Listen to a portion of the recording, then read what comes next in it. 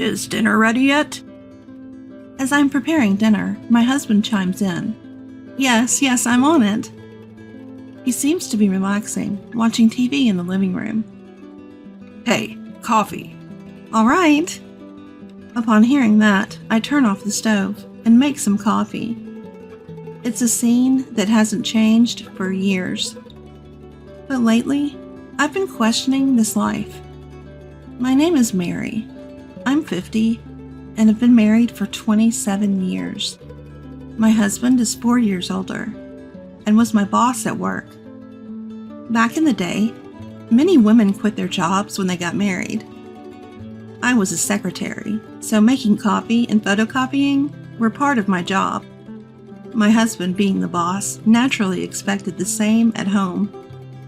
We have a son and a daughter. Our son works in IT, and our daughter is in the food industry. They've moved out, and with the kids grown, I've started thinking about doing something new. Encouraged by my daughter, I started attending cooking classes. But I felt awkward asking my husband for money, so I took a part-time job at a supermarket.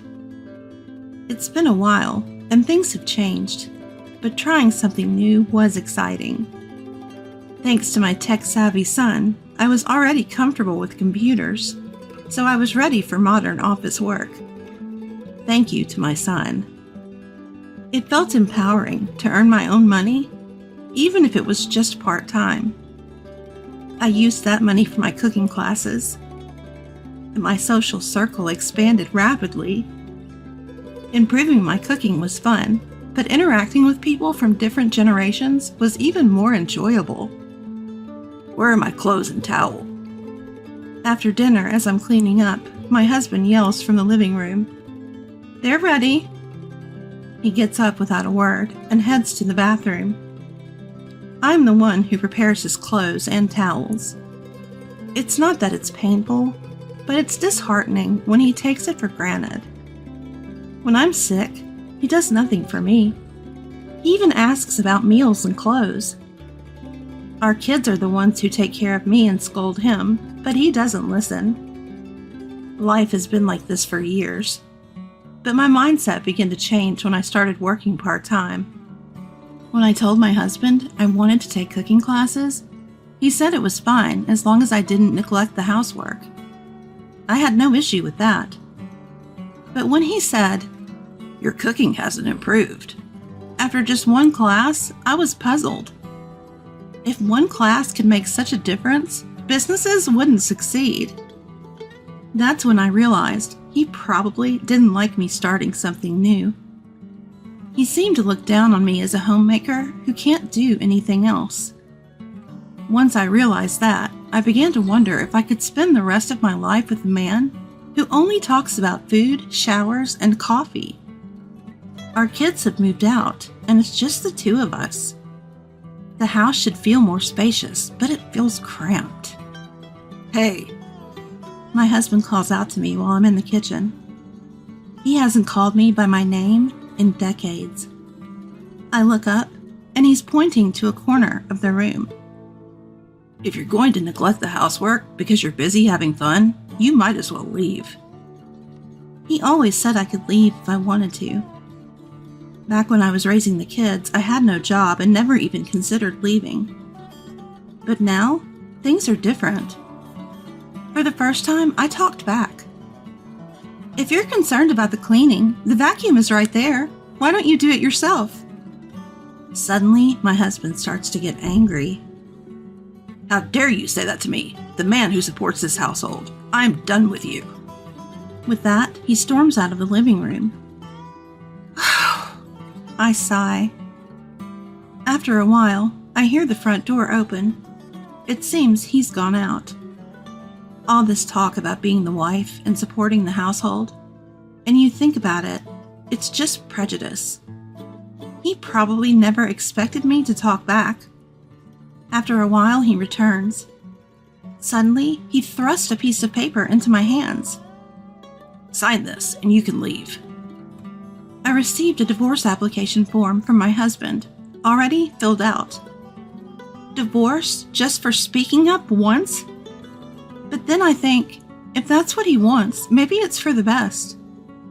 Still, I say, let me think about it, and take the papers to the bedroom where he's not around.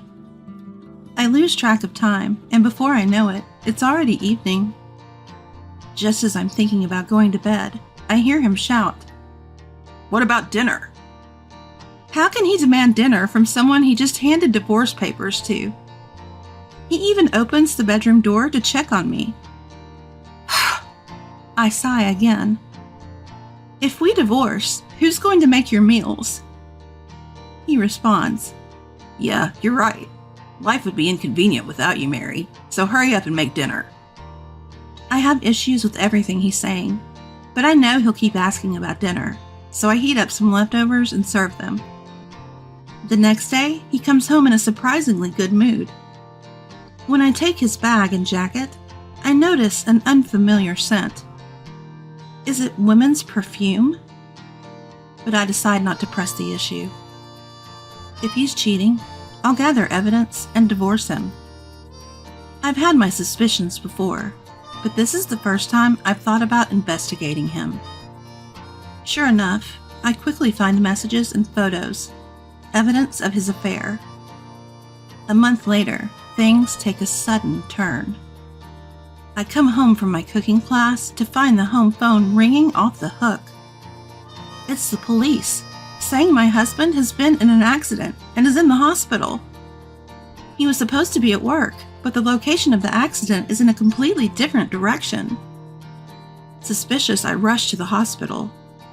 Just to be safe, I also call our son and daughter to come. When I get to the hospital room, it's definitely him. According to the police, the woman in the passenger seat didn't make it. It wasn't a scam, but hearing that a woman was with him made me lose all concern for him. Dad was supposed to be at work, right? So why was he there? And with another woman? I nod at my daughter's words. The kids seem to understand right away that their father was cheating. Either way, there's nothing we can do if he doesn't regain consciousness. There's a chance he might never wake up, and even if he does, he'll likely be paralyzed from the waist down. Everything else is uncertain. 3 days later, he wakes up. When I get the call and arrive at the hospital, my father-in-law and mother-in-law are already there. When my husband was taken to the hospital, I had contacted his parents, father-in-law and mother-in-law. But I didn't feel like waiting for them, so I never met them at the hospital. They arrived after we had left, apparently staying by my husband's side while he was unconscious. The moment mother-in-law saw me, she started yelling, "Mary, where have you been?" Mother-in-law has never liked me since I married her son. We rarely see each other because we live far apart, but she always has something to complain about when we do meet. I expect to hear something like this, especially since I left my unconscious husband at the hospital. "You're a terrible daughter-in-law, not being by your husband's side when he's fighting for his life." Father-in-law joins in, echoing mother-in-law's sentiments. I couldn't help but say, "You're right." I think so too. Normally a wife would stay by her husband's side in a situation like this, but I've given up on that role. My husband finally speaks up, surprising father-in-law and mother-in-law with my attitude. "I'll be in the hospital for a while, so bring me some clothes and towels. Just come at a set time every day," he says as if it's a given. As I'm contemplating how to respond, he adds, "You're my wife. You should be devoted to me for life." Mother-in-law chimes in, "It's so sad that he'll be paralyzed. From now on, you'll have to care for him, Mary." My husband nods. "Exactly. That's what a wife does." I look at them and say, "What are you talking about? I have nothing to do with this anymore." "What?" My husband, father-in-law, and mother-in-law all look at me. "That's right. I'm not your wife anymore. And you have some nerve, cheating on me, and then getting into an accident. You told me you were working, but you were actually on vacation with your mistress. Unbelievable." I don't know how much father-in-law and mother-in-law knew, but they should understand now. Then father-in-law says something outrageous. What's the big deal about cheating once or twice? You should be proud to have such a popular husband. It's the mother-in-law who says things that are out of line. Just then, the door to the hospital room opens. What you're saying is terrible, Grandpa and Grandma. It's my daughter, with my son behind her. They had apparently heard everything. Now everyone's here. I start laying it all out. You started cheating on me 3 years ago with the wife of an executive at your company. I can't believe you'd have an affair with her. A woman who was riding with my husband died. I had learned specific information while communicating with the woman's husband and the police. My husband's face visibly changes. Did you think you could have an affair, cause an accident, and nothing would come out? I've known for a while now, and I have all the evidence. I'll be consulting with a lawyer now. My husband starts to panic. Wait, what do you mean by lawyer? I mean exactly that. I'll be seeking compensation for your cheating and harassment. What am I supposed to do now? My husband, as always, is only concerned about himself. I've stopped worrying about him. I've been treated like a housekeeper by my husband, whose catchphrases have always been food, shower, and coffee. After the affair and the accident, I lost all interest in him. Luckily, I already had the divorce papers pre-filled by him, so I headed straight to the courthouse to file for divorce. That's why I won't be taking care of you or doing anything for you anymore. I'm not your wife. My son and daughter nod in agreement. I'm glad Mom finally decided to divorce Dad, my son says. And that's the end of it. As I'm about to leave the hospital room, leaving my pale-faced husband behind, mother-in-law frantically blocks my way. You can't possibly think this divorce will be approved. You'll be taking care of him for the rest of your life, understand? I look at her and say, I don't understand. What are you going to do then? Who will help him shower and go to the bathroom? You're good for nothing but caregiving, so just do it. I keep a straight face and say, why don't you do it all, mother-in-law? Mother-in-law falls silent. So I add, please stop pushing me onto what you don't want to do. Good luck taking care of your son. Father-in-law, who had been acting like this had nothing to do with him, looked puzzled. What happens next is not my concern. As you told me to, I'll be leaving that house. I leave the hospital room with my children. I've rarely ever spoken up before, but today I said what I needed to say. I return home feeling refreshed and start preparing to move. I moved in with my daughter, who kindly said, why don't we live together? I returned to my part-time job that I had taken a break from and started attending cooking classes again. Now, wherever I go, people say, Mary, you seem so much happier. Well, I used to be a housekeeper who didn't get paid, so it's natural that I was down. Now, my horizons have broadened. My social circle has expanded, and every day is enjoyable. Just as I declared, I claimed compensation for my ex-husband's infidelity and harassment, and made sure to divide our assets fairly. By the way, the affair came to light even to the executive whose wife was involved, so my ex-husband was also sued for compensation from that end. Though he couldn't have been rehired under a disability quota, he chose to resign after the affair, and the accident became public knowledge. Mary, please come back. I get a desperate call from my ex-husband. Without me saying anything, he starts talking. Dad and Mom have been pushing the caregiving onto each other, and Mom finally left yesterday. Our family is done. Hearing his pathetic voice, I say, you really think I'd come back to that?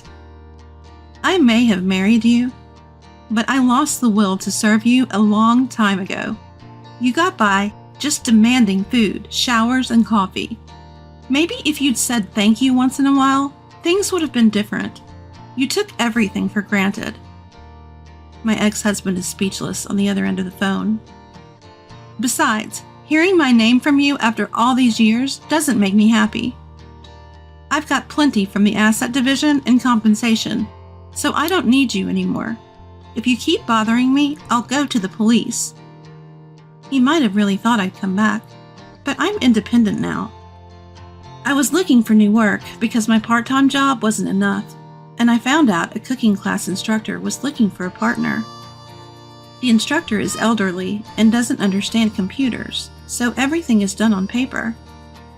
I immediately offered to help, using the internet to recruit students and share updates about the cooking class.